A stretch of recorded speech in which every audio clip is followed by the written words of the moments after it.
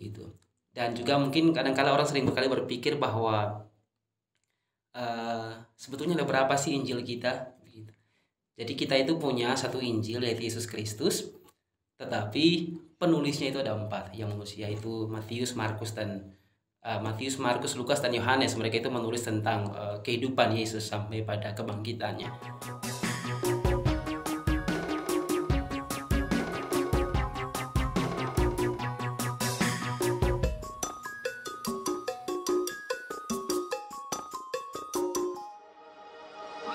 Para pecinta Sabda Allah yang terkasih, salam jumpa kembali bersama saya, Frater Emil CMF, dan di sebelah saya, Frater PCMF, di dalam katekesi kita yang ke-7. Sebelum kita memulai katekesi kita pada kesempatan ini, marilah kita mohon berkat Tuhan dengan berdoa. Marilah kita berdoa. Dalam nama Bapa dan Putra dan Roh Kudus. Amin. Allah Bapa yang Maha Kuasa, kami mohon terang Roh Kudus, agar dalam merenungkan sabda-Mu, kami semakin mampu untuk memahami dan meresapkannya dalam hidup kami. Demi Kristus Tuhan kami. Amin. Dalam nama Bapa dan Putra dan Roh Kudus. Amin. Frater PCMF, bagaimana kabarnya hari ini? sehat. Saya mewakili beberapa umat yang mau bertanya, Frater. Kita sering mendengar, misalnya di khotbah para romo, ataukah di tulisan-tulisan atau pengajaran, sebutan Injil Sinoptik. Nah, pertanyaannya, Frater, apa itu Injil Sinoptik? Atau apa itu Sinoptik, Frater? Oh ya, baik. Memang pertanyaan ini seringkali juga saya dengar dalam kehidupan sehari-hari atau juga dalam perjumpaan saya dengan beberapa teman dan juga umat awam yang lainnya. Sinoptik itu dari bahasa Yunani, itu sinoptikos, yang artinya dilihat bersama. Ya, kita pernah mendengar kata sin, itu artinya bersama. Ya, optik, alat optik itu adalah melihat. Gitu. Sinoptik itu adalah kata sifat. Kalau kata bendanya itu sinopsis atau kegambaran umum dari sebuah tema yang bisa kita lihat secara bersama. Gitu. Ya, sinoptik adalah sesuatu ketika dilihat bersama. Nah, Injil itu dalam artian bahwa kalau kita bicara mengenai Injil sinoptik itu merujuk pada Matius, Lukas, dan Markus. Karena diyakini bahwa ketiga Injil ini ketika dilihat secara bersama, baik kata-kata maupun juga struktur dari Injil tersebut kelihatannya agak mirip atau bisa dimengerti secara bersama. Mereka punya banyak kemiripan, sekitar 90% menurut para ahli, sehingga disebut sebagai Injil sinoptik. Artinya bahwa ketika dilihat secara bersama, ketiganya tampak serupa. Oke, berarti bisa ditarik kesimpulan bahwa ada kesamaan seperti itu. Seperti itu, Frater. Iya, ada kesamaan. Ada kesamaan dan juga bahkan ada kesamaan kata demi kata.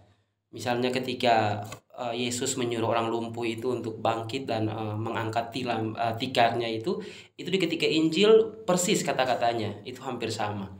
Kemudian tidak hanya itu, tetapi juga di dalam hal bagaimana mereka memparafrase perjanjian lama. Misalnya di bagian Injil Markus tentang pemberitaan tentang Yohanes Pembaptis, mereka sama-sama mengutip dari Yesaya, yaitu bagaimana persiapkanlah jalan yang lurus bagi Tuhan di padang gurun, seperti itu. Dan ketiganya itu sama, mereka memparafrase dari perjanjian lama. Sehingga itu yang membuat orang meyakini bahwa ketiga Injil ini tampaknya menggunakan sumber yang sama, sehingga kelihatan mirip seperti itu. Juga, Frater, ini pertanyaan lanjutan ya, Frater. Juga kami pernah mendengar tentang Injil Yesus Kristus. Bagaimana ini dijelaskan? Injil Yesus Kristus ini apakah berbeda dengan Injil sinoptik, ataukah searah dengan satu jalur dengan Injil sinoptik, ataukah kenapa disebut Injil Yesus Kristus?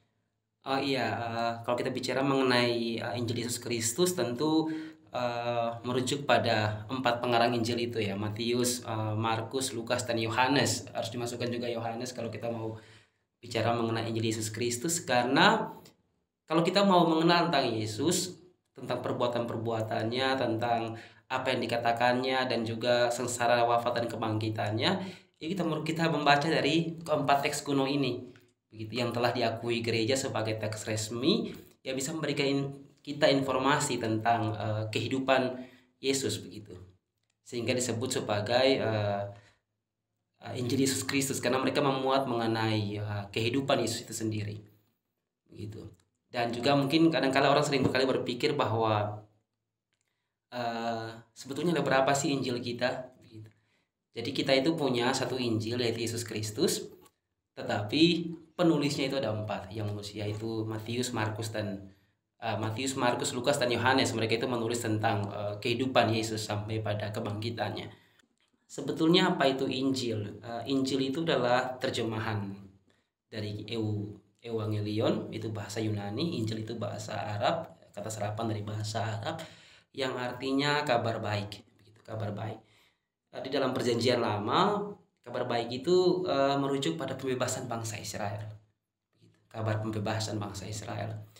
Di dalam Perjanjian Baru, kemungkinan besar kata tersebut dipakai bersamaan dengan penobatan Kaisar Agustus di Roma kala itu. Di situ ada, di dalam prasastinya itu disebut kata Ewangelia, artinya kabar baik yang disampaikan kepada dunia. Kemudian kata itu kita pakai untuk menjelaskan tentang Yesus Kristus sebagai kabar baik yang diberitakan kepada dunia supaya kita bisa memperoleh keselamatan. Dalam perkembangan waktu, Evangelion ini kemudian menjadi istilah teknis untuk menyebut Yesus Kristus itu.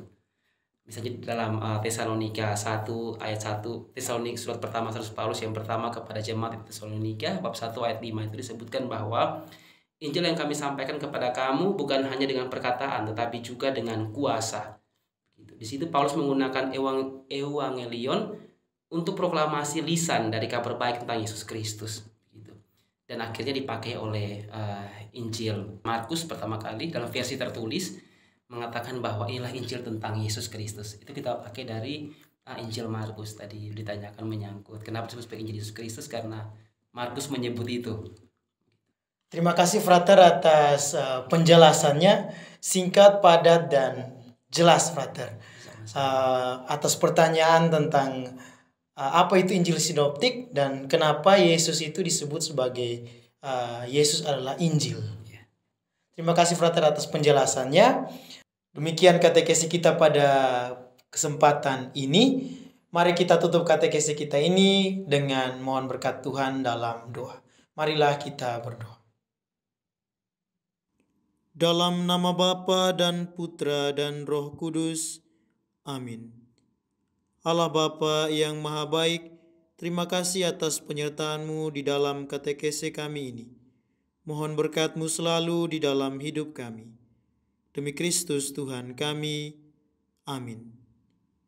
Dalam nama Bapa dan Putra dan Roh Kudus. Amin.